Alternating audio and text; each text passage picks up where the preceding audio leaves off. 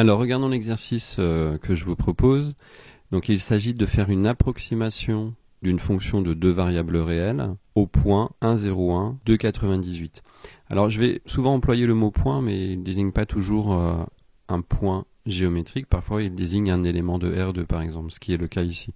Alors dans l'exercice en particulier, on va tracer la surface représentant F. Donc on la voit déjà apparaître ici. Donc ça c'est très intéressant si on utilise un logiciel 3D. Je ne vais pas faire de rappel de cours à proprement parler. Par contre, on va introduire les notions de plan tangent, formule de Taylor à l'ordre 1. En fait, je vais simplement la présenter sans vous rappeler la formule de façon explicite. On va voir aussi la notion de dérivée partielle. Et je vous donnerai également l'interprétation géométrique de tout ce qu'on va faire et je ferai le parallèle avec les questions qu'on pourrait vous poser dans le cadre d'une fonction d'une variable réelle. À savoir, approcher une fonction au voisinage d'une valeur donnée, par exemple A, en utilisant une approximation affine.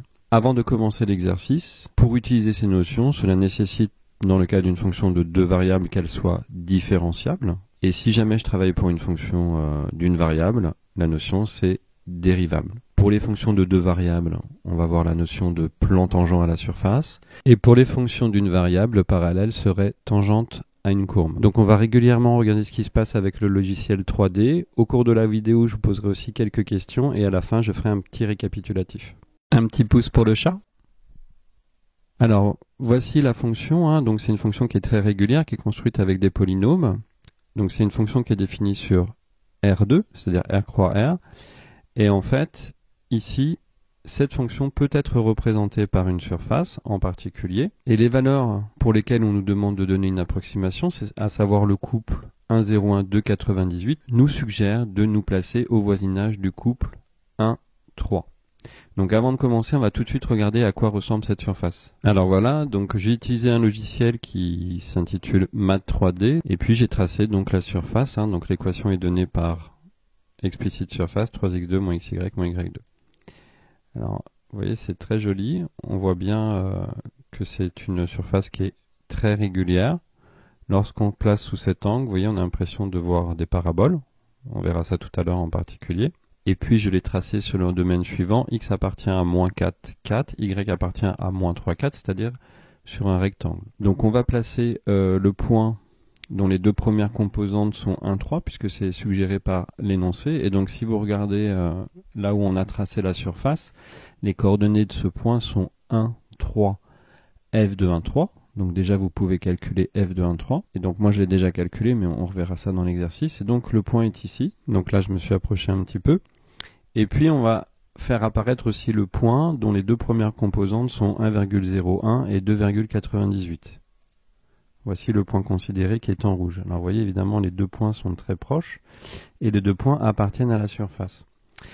Alors la question qui se pose, c'est, première question, je vous invite à y répondre. Comment se comporte la surface au voisinage du point bleu ? Commençons la résolution à proprement parler. Donc l'idée, c'est qu'on va donner l'équation du plan tangent à la surface considérée au point de coordonnées 1, 3, f de 1, 3. Par conséquent, il va effectivement déjà falloir calculer f de 1, 3. Donc là, on l'a calculé, c'est égal à moins 9. Vous remplacez simplement 3 fois 1 au carré moins 1 fois 3. Donc ça nous donne déjà 0. Moins 3 au carré, c'est-à-dire moins 9. Alors le point de référence, comment on l'a déterminé ? C'est simplement qu'on a regardé les valeurs ici, 1,01, 2,98, et on s'est dit que ce couple était proche de couple 1,3. Donc la notion de couple proche d'un autre couple, vous pouvez le comprendre comme le fait que deux points soient proches. Donc on peut associer à ces couples des points d'un plan. D'accord ? Et puis, par exemple, si vous appelez votre point M0 le point de coordonnées 1, 3 dans le plan XOY et puis votre point M, le point de coordonnées 1, 0, 1, 2,98, eh bien vous regardez la norme du vecteur M0 et pour ça vous pouvez par exemple utiliser la norme euclidienne. Effectivement, normalement, cette notion de proche doit être quantifiée. Alors nous avons donc notre point de référence. On va tracer un plan tangent, donc comme je vous le disais, au point de coordonnées 1, 3, f de 1, 3, c'est-à-dire au point de coordonnées 1, 3, moins 9. Et puis nous avons ce qu'on pourrait appeler notre point cible, c'est-à-dire on va s'intéresser à évaluer la fonction au couple 1, 0, 1, 2,98. Alors j'ai une petite remarque que je crois avoir oublié dans l'énoncé.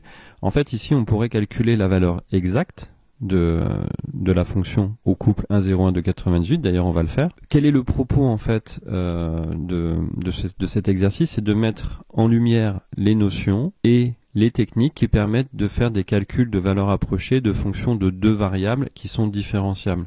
Pour ça, on a pris un exemple très simple pour lequel on peut directement calculer la valeur. Mais le propos est juste de mettre en lumière ces notions sur un cas simple pour les comprendre. Voilà. Alors, je vous rappelle l'équation du plan tangent à la surface d'équation z égale f de xy au point x0, y0. Donc là, on le pense en termes de point de R2. Donc z égale f de x0, y0 plus la dérivée de f dans la direction de x évaluée en x0, y0 fois l'accroissement par rapport à la variable x plus la dérivée dans la direction de y, évaluée en x0, y0, fois l'accroissement en y. Donc cette équation sera utilisée pour approximer f de xy près de notre point de référence. Et en l'occurrence, ce qu'on peut dire tout de suite, c'est que si xy est proche du point x0, y0, eh bien f de xy se rapproche de cette expression ici. Voilà. Alors je souhaite tout de suite faire l'analogie avec les fonctions d'une variable. Vous savez que vous pouvez approcher localement la courbe représentant une fonction par sa tangente, à condition que la fonction soit dérivable au point considéré. Comment ça s'interprète d'un point de vue analytique? Eh bien ça s'interprète par le fait que f de x se comporte localement comme une fonction affine, à savoir un polynôme de degré 1, dont l'expression est donnée ici. Et par conséquent, si x est proche de x0, eh bien f de x se rapproche de f de x0 plus f' x0 x moins x0. Et bien sûr, vous avez tous reconnu ici l'équation de la tangente. Alors c'est intéressant puisque vous pouvez voir qu'en particulier, ce qui joue le rôle de f de x0, y0 pour une fonction de deux variables, eh bien pour une variable, c'est f de x0 bien sûr. Après, vous avez l'accroissement par rapport à la première variable, donc dans le cas d'une fonction de deux variables, par rapport à la seconde variable. Et évidemment ici, lorsque vous avez une seule variable, vous avez l'accroissement par rapport à la seule variable considérée. Vous avez aussi pour les fonctions d'une variable cette fois-ci la notion de dérivée en un point. Et là, il y a une notion qui va permettre de définir une notion équivalente qui est la différenciabilité. Mais je ne vais pas la définir. Néanmoins, celle-ci est équivalente à l'existence de dérivées partielles en x et en y, avec d'autres conditions de régularité. Donc de la même façon que pour une fonction d'une variable, on peut approcher localement la courbe par sa tangente, et bien pour une fonction de deux variables qui est suffisamment régulière, on peut approcher localement la surface par un plan tangent. Alors, on va donc calculer les dérivées partielles et puis les évaluer au couple 1,3. Donc pour la dérivée partielle par rapport à x, donc pour les personnes qui ne sont pas coutumiers de cela, en fait, il suffit de savoir faire des calculs de dérivée classiques. Simplement, vous voyez, dans notre fonction ici, vous allez considérer par exemple que si vous dérivez par rapport à x, y joue le rôle d'une constante. Donc ici, on a un polynôme de degré 2 en x, donc je vais dériver. Par rapport à x, ça donne 6 fois x. Par rapport à x, la dérivée de ce terme, c'est moins y. C'est comme si vous aviez moins 2x pour vous aider. Donc la dérivée de moins 2x, c'est moins 2. Là, la dérivée de moins yx par rapport à x, c'est moins y. Et ça, c'est un terme constant. Donc ça fait 0. Donc finalement, la dérivée par rapport à x, c'est 6x moins y. Et si on regarde maintenant la dérivée par rapport à y, donc dérivée par rapport à y, 0, moins x, moins 2y. 0, moins x, moins 2y.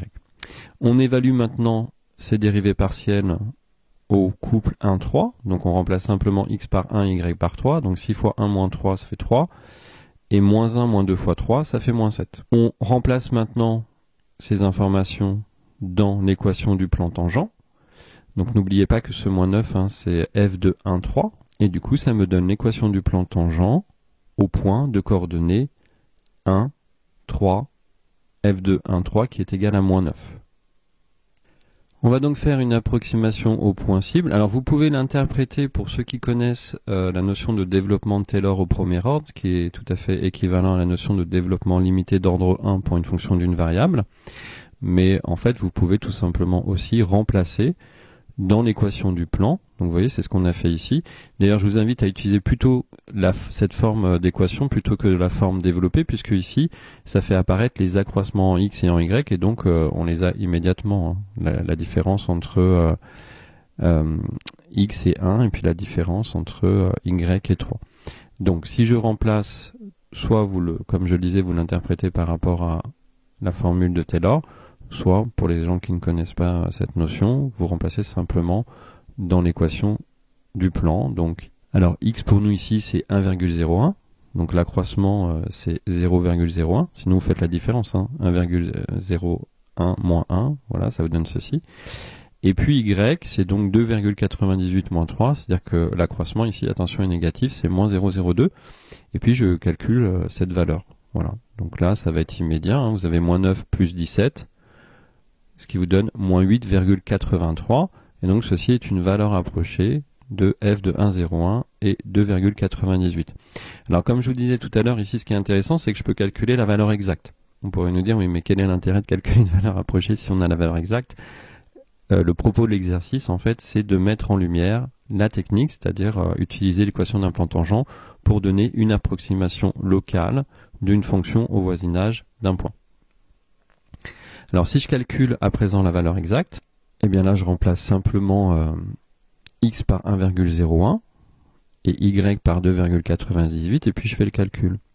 Alors petite remarque, si jamais vous n'avez pas de calculatrice, comment écrire 1,01 de façon pertinente pour trouver 1,0201 par exemple, et comment écrire 2,98 de façon pertinente? Je vous laisse commenter, donc ça c'est la deuxième question. On trouve donc moins 8,8299 alors que notre valeur approchée était moins 8,83. C'est-à-dire que l'erreur commise est de l'ordre de 1, 10 moins 4.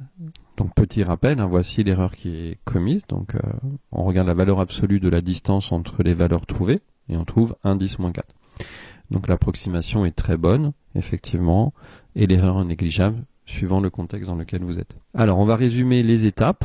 Donc premièrement, on identifie le point de référence, on calcule f en ce point, on définit le point cible, on calcule les écarts, on écrit l'équation du plan tangent en fonction des dérivées partielles, on calcule les dérivées partielles de f au point de référence, c'est-à-dire x0, y0, on applique l'équation du plan tangent pour approximer f de xy, et après c'est intéressant de comparer la valeur exacte et la valeur trouvée, si possible, parce que dans la pratique, on ne connaît pas la valeur exacte. Mais dans l'exercice qu'on a donné, on a comparé la valeur exacte et la valeur approximée pour nous donner un ordre de grandeur de l'erreur. Et puis pour vous dire que la méthode employée est une bonne méthode pour donner une bonne approximation. Alors les formules clés, les voici. Donc ici, j'ai l'équation du plan tangent à la surface au point de coordonnées x0, y0, f de x0, y0. Et cela fournit une approximation. D'accord, donc vous pouvez donner soit l'interprétation géométrique qu'on va voir tout de suite après, soit vous pouvez le penser comme un développement limité d'ordre 1 appliqué aux fonctions de deux variables. Alors je fais un dernier petit commentaire parce que là je ne me suis pas intéressé à l'existence des dérivées partielles. Comme je vous l'ai dit, je ne fais pas de rappel de cours. Bon, ceci se place dans un cadre précis. Normalement on doit expliquer pourquoi les dérivées partielles existent, etc., etc. Mais ici j'ai travaillé sur une fonction de deux variables qui est construite à partir d'expressions polynomiales. Alors on va maintenant regarder l'interprétation géométrique de l'approximation. Donc on va revenir sur notre logiciel 3D parce que c'est de mon point de vue fondamental de faire le lien entre la partie analytique et puis la partie géométrique. Et donc comme je l'ai dit plusieurs fois, localement la surface se comporte comme son plan tangent au voisinage d'un point donné. Donc nous voici de retour sur le logiciel 3D que j'ai choisi, c'est Math3D. Alors vous avez aussi GeoGebra 3D qui est très connu. Donc la surface ici dessinée avec des couleurs arc-en-ciel et puis notre point de référence qui est ici en bleu. Voilà. Donc dès à présent je vais faire apparaître le plan tangent au point bleu, c'est-à-dire dont les coordonnées sont 1, 3, f de 1, 3, moins 9. Bien sûr ce point appartient à la surface. et il va appartenir au plan tangent, dont l'équation est z égale 3x moins 7y plus 9, puisqu'on l'a déterminé tout à l'heure. Voilà. Donc on va essayer de s'approcher un petit peu pour voir ce qui se passe. Voilà, là je me suis rapproché encore davantage, et puis vous voyez qu'il est bien sur la surface, en particulier il est sur une ligne de niveau là qu'on voit ici, on en discutera peut-être tout à l'heure. Je vais maintenant faire apparaître le point de la surface, dont les deux premières composantes sont données ici, c'est-à-dire à savoir 1,01, 2,98 sur votre gauche ici. Donc on avait calculé la valeur exacte, hein, c'était moins 8,8299, je vais le faire apparaître. Le voici, alors vous voyez que les deux points sont très proches, et tous les deux appartiennent à la surface. À présent, je vais faire apparaître le point du plan, dont les deux premières composantes sont en fait les mêmes que les deux premières composantes du point de la surface. Par contre, la cote n'est pas la même. Voilà, là je viens de le faire apparaître, mais en fait, le point jaune est tellement proche du point rouge que pour l'instant on voit pas la différence. Alors je vais essayer de m'approcher encore un maximum pour voir ce qui se passe. Alors voilà, là j'ai vraiment agrandi, mais ce que je vais faire en fait, c'est que je vais changer la taille du point jaune, parce que en fait là les points se confondent vraiment de façon trop importante. C'est normal puisque la distance entre les deux elle est l'ordre de 10-4. Voilà, donc là j'ai agrandi la taille du dessin hein, pour que vous voyez le point jaune. Et du coup, voilà ce qu'on voit. Hein. Donc en fait là le point jaune il est extrêmement proche du point rouge. Le point jaune est sur le plan, d'accord. Le point rouge appartient à la surface et le point bleu appartient à la surface. Voilà, on va garder ça comme ça. Alors je reprends l'interprétation graphique de l'exercice qu'on vient de faire. On s'est donné dans un premier temps une fonction de deux variables définie comme suit, dont la représentation graphique est une surface d'équation z égale 3x2 moins xy moins y2 et qui est représentée dans l'espace comme on l'a vu tout à l'heure. Ensuite, on a posé la question d'évaluer l'image par f de xy du couple 1,01, 2,98, ce couple ici. Donc ça nous a suggéré de nous placer en un point de la surface dont les coordonnées sont entières et proches de celle-ci, à savoir 1,3. Puisque ce point appartient à la surface, eh bien, sa cote est f de 1,3 et on l'a calculé, c'était moins 9. Pour donner une approximation en fait de la cote du point rouge, on va tracer le plan tangent à notre point de référence, c'est-à-dire le plan tangent à la surface au point de coordonnées 1, 3, moins 9. On a déterminé son équation, qui est ici. Voilà, ça c'est l'équation du plan tangent. Et ensuite, voici l'interprétation pour les trois points qu'on est en train de voir. Donc le point bleu, c'est notre point de référence, ici. Le point rouge, c'est un point qui est dans le voisinage du point de référence et qui appartient à la surface et dont les deux premières composantes sont données par 1,01, 2,98. Le point jaune, lui, est un point du plan dont les deux premières composantes sont les mêmes que notre point rouge. Et qu'est-ce qu'on fait dans l'exercice? En fait, on explique que dans cette situation-là, eh bien, pour approcher la cote du point rouge, à savoir ce nombre ici, qu'en général on n'a pas, eh bien, on utilise ce nombre ici, c'est-à-dire la cote du point du plan. Donc je le répète une dernière fois, en fait, on a un point bleu de référence, on prend un point rouge de la surface au voisinage du point bleu, et on approche ce point rouge par un point du plan tangent à notre point de référence. En l'occurrence, les deux premières composantes sont les mêmes, et on approche la troisième composante du point de la surface par la troisième composante du point du plan, et en général, nous n'avons pas la valeur exacte de la cote du point rouge. Alors, sous cet angle-là, c'est assez joli parce qu'on voit bien la tangence du plan à la courbe. Puis vous voyez, je m'approche et ça fait apparaître les points considérés au voisinage de notre point bleu, qu'on ne voit pas ici tout de suite, mais si on tourne un tout petit peu, alors on ne le voit plus le point bleu parce qu'il doit être caché derrière le point jaune, en fait, la taille du point jaune.